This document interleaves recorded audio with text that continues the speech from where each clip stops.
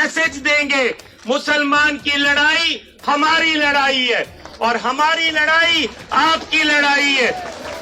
तुमने दलितों की जमीनें ली, हम चुप रहे, लेकिन हम चुप नहीं रहे, फिर भी दबी जबान में अपनी आवाज उठाते रहे। इस लड़ाई को केवल दिल्ली तक सीमित नहीं करना है, पूरे हिंदुस्तान के एक एक सूबे में लेके जाना है और यकीनी बनाना है कि ये जो धक्का है हम बर्दाश्त नहीं करेंगे। जैसे किसान भाइयों ने 1 साल तक बॉर्डर पर लड़ाई लड़कर सरकार के घुटने लगा दिए थे, सरकार मान गई कि हमको बिल वापस लेना पड़ेगा। तो अगर वक्फ बोर्ड की जमीनों को बचाना है तो आप भी इस लंबी लड़ाई के लिए तैयार रहें और हम आपका पूरा साथ देंगे। और उसके लिए अगर हमें जंतर मंतर पर भी 1 साल बैठना क्यों न पड़ जाए, हम आपका पूरा साथ देंगे। और यदि हमें यह ऐसा लगे कि हमको यूपी और दिल्ली का बॉर्डर सील करना है तो हम उसके लिए भी तैयार रहेंगे।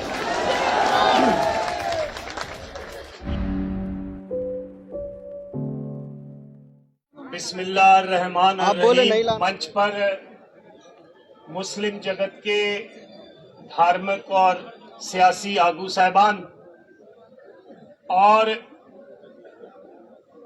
पूरे हिंदुस्तान से आए हुए मुस्लिम भाइयों, मैं आज यहां पर आपको ये जताने आया हूं कि इस लड़ाई में आप अकेले नहीं हैं, हम आपका पूरा साथ देंगे।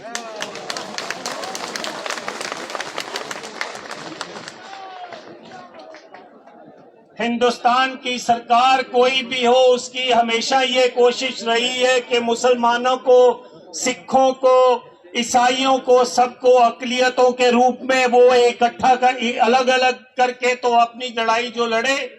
आज आपकी ताकत को देखते हुए एक और बड़े मुहाज की आज आप नींव रख रहे हैं कि हम अकलियत नहीं है, हम मेजॉरिटी है।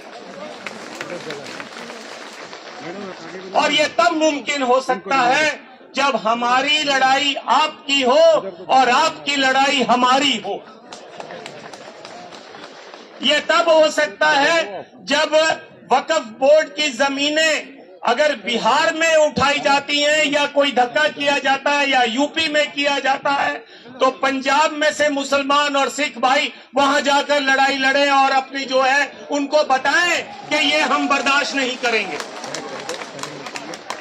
और मैं आपको ये बताना चाहता हूं, ये फितरत में है।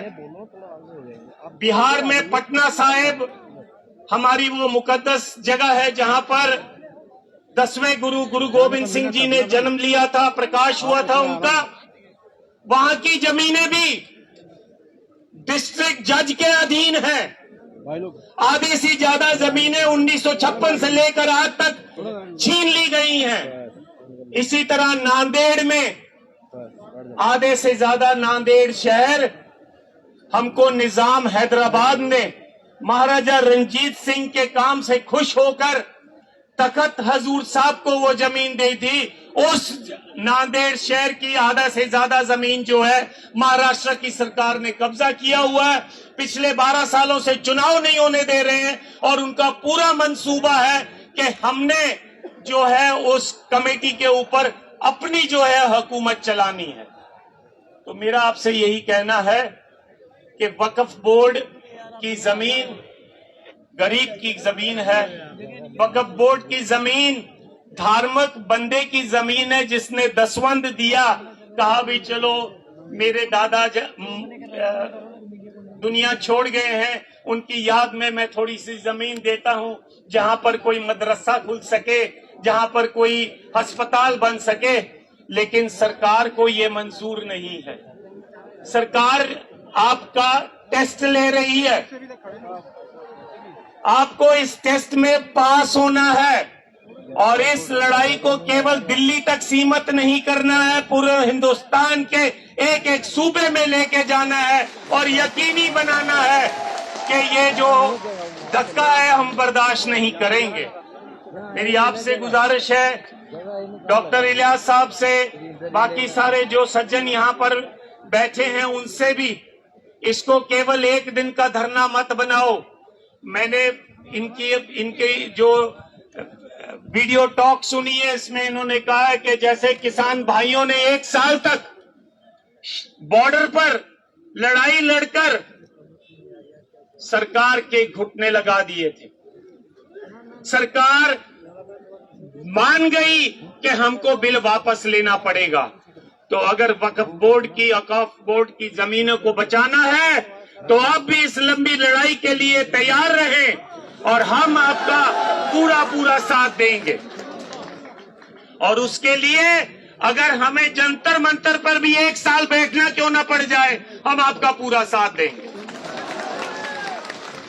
और यदि हमें यह ऐसा लगे कि हमको यूपी और दिल्ली का बॉर्डर सील करना है तो हम उसके लिए भी तैयार रहेंगे। ये रीजनल लड़ाई नहीं है, ये धार्मिक लड़ाई है। और धार्मिक लड़ाई धार्मिक जज्बे से ही लड़ी जा सकती है। तो आओ, हम आपका पूरा साथ देंगे। आप यकीनी बनाओ कि आप साथ लें। अगला मोर्चा अगर जरूरत पड़े तो मलेरकोटले में लगाओ, लुधियाना में लगाओ, और सारे हिंदुस्तान से जो मुसलमान भाई है वहां पर आए, और हम सिख भाई जो हैं वो भी रल मिलकर आपका पूरा वहां साथ देंगे। और सरकार को एक मैसेज देंगे, मुसलमान की लड़ाई हमारी लड़ाई है और हमारी लड़ाई आपकी लड़ाई है। तुमने दलितों की जमीनें ली, हम चुप रहे, लेकिन हम चुप नहीं रहे, फिर भी दबी जबान में अपनी आवाज उठाते रहे। तुमने ट्राइबल्स की भी जमीनें छीन ली हैं।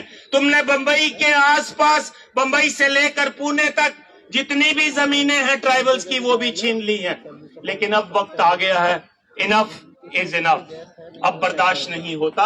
अब हम सब रल मिलकर हम ये यकीनी बनाएंगे कि अपनी जमीनें बचाएंगे। एक बार फिर पूरे जोश के साथ, जैसे सब आप इकट्ठे हो, बोलिए आप मेरे साथ, वक्फ बिल वापस लो, वक्फ बिल वापस लो,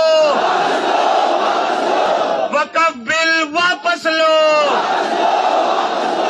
मुस्लिम, सिख, दलित, ट्राइबल एकता जिंदाबाद। मुस्लिम, सिख, ईसाई, दलित, ट्राइबल, बहुजन समाज एकता जिंदाबाद। इस आस के साथ कि हम इस लड़ाई को जरूर जीतेंगे, एक बार फिर अंत में आप ही का नारा, नाराए तकबीर। तासुर ये दिया जा रहा है कि ये मुसलमानों का मामला है। हालांकि सच्चाई ये है कि ये मुसलमानों का मामला नहीं है, सिर्फ मुसलमानों का तो है ही है, लेकिन सिर्फ मुसलमानों का नहीं है, बल्कि ये मुल्क के दस्तूर का मामला है। इस मुल्क के दस्तूर साजों ने, मॉडर्न इंडिया के जो आर्किटेक्ट थे, उन्होंने जो खाका बनाया था इस मुल्क का, उसको ये लोग तोड़ देना चाहते हैं। तोड़ने की सिमत में चल रहे हैं। हमारे घरों में बिल्डोजर चल रहे हैं, मस्जिदों और मदरसों में बिल्डोजर चल रहे हैं, और अब ये वक्फ एक्ट के जरिए से भारत के दस्तूर पर, संविधान पर बिल्डोजर चलाया जा रहा है, चलाने की कोशिश हो रही है। तो मैं इसकी मुखालिफत तो हर हाल में करनी है, लेकिन आगे का लाहेअमल क्या होगा, आगे कैसे किया जाएगा, इसको ये लड़ाई कैसे लड़ी जाएगी। तो जैसा कि सब लोगों ने कहा कि ये शुरुआत है, तो जब किसी चीज की शुरुआत इतनी खूबसूरत हो तो उसकी जवानी और उसका शबाब कितना खूबसूरत होगा। मुझे हमारे सिख समाज के जिम्मेदार, मैं उनको मुबारकबाद देना चाहता हूं, और यकीनन ये लड़ाई सब लोगों की है, और अगर इस लड़ाई को अकेले अकेले लड़ा जाएगा तो हो सकता है थोड़ी दिन के लिए वो जीत जाए। लेकिन एक बात का यकीन है, मैं अपने मुसलमानों से और फिक्रमंद सिटीजन से, भारत के जो लोग चिंता में है कि ये भारत जा क्या रहा, कहाँ रहा है, बनाया क्या जा रहा है, ये जो मेजोरिटोरियन स्टेट बनाने की कोशिश हो रही है, इसका बेहतरीन जवाब है जो इन्होंने कहा है कि यह अकलियतों की अक्सरियत का मुल्क है और हमें नहीं जमा होना है, बल्कि हमें अपने साथ और भी सबको जमा करना है। एक बात यह है। दूसरी बात यह है, हर लड़ाई के लिए कुर्बानी की जरूरत होती है। आप लड़ाई लड़ेंगे और आराम से बैठे रहेंगे, काम नहीं होगा। और जो बात उन्होंने कही, इन्होंने कही कि बस इनफ, बहुत हो गया, तो कुर्बानी देने के लिए हमें तैयार होना चाहिए। मैं मेहमानों का वक्त नहीं लूंगा, मैं तो अंदर का आदमी हूं, मेहमान नहीं हूं। बहुत सारे मेहमान यहाँ मौजूद हैं, तो मैं एक शेर पे अपनी बात खत्म करना चाहता हूँ। ये आगे का अज़्म है हमारा। थोड़ी तकलीफे रसन, कली माजिद मरहूम ने कहा था, थोड़ी तकलीफे रसन फिर थोड़ी सी तकलीफेदार। रसन कहते हैं जेल को। तो अब सिर्फ सड़क से काम नहीं चलेगा, थोड़ी तकलीफे रसन फिर थोड़ी सी तकलीफेदार, उसके बाद है दोस्तों आराम ही आराम है।